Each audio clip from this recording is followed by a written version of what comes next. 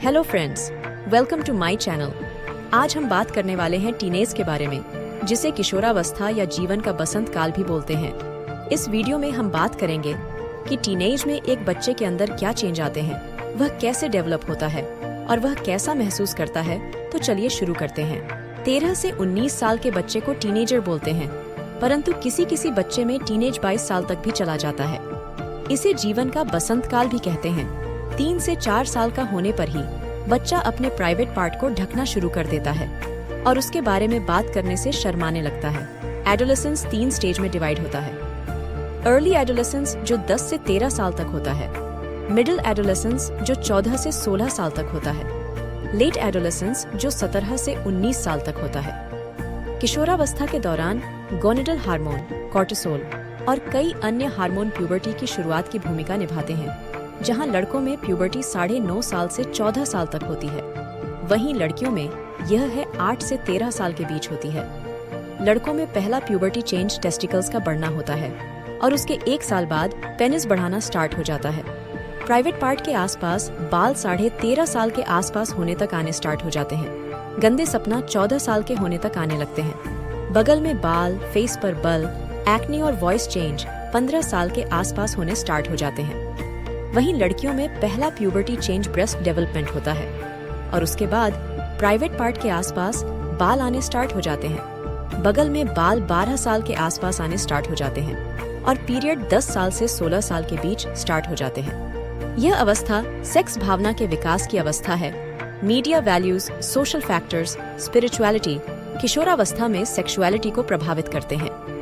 किशोरावस्था सेक्सुअलिटी को एक्सप्लोर और अंडरस्टैंड करने की एज होती है, इसीलिए टीनेजर पोर्न देखने लगते हैं, मास्टरबेशन करने लगते हैं और कुछ गलत सेक्सुअल एक्टिविटी में इन्वॉल्व हो जाते हैं। सेक्सुअल एनर्जी के कारण ही बालक अपने में नई शक्ति का अनुभव करता है, उसी से उसे बहादुर काम करने की प्रेरणा मिलती है।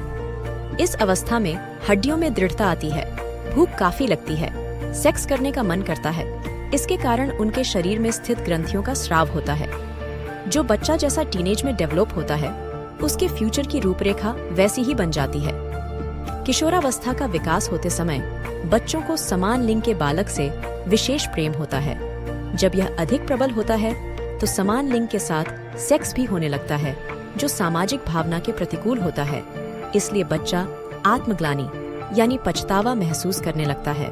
वह निडर होकर समाज के सामने नहीं आता। समान लिंग के प्रेम के दमन के कारण मानसिक ग्रंथि लोगों में पैरानोया नामक पागलपन उत्पन्न करती है। ऐसी ग्रंथियां हिटलर और उसके साथियों में थीं। इस पागलपन से इंसान एक और खुद को अत्यंत महान मानने लगता है, दूसरी ओर अपने ही साथियों को शत्रु समझने लगता है।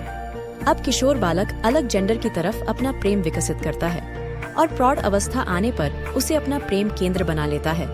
इसमें काम वासना के साथ साथ भावों का विकास भी होता है, जिसमें वह अपने प्रेम या श्रद्धा की वस्तु के लिए सभी कुछ छोड़ने के लिए तैयार हो जाता है। किशोर बालक सदा असाधारण काम करना चाहता है। वह दूसरों का ध्यान अपनी ओर आकर्षित करना चाहता है। किशोर में डींग मारने की प्रवृत्ति भी बहुत होती है।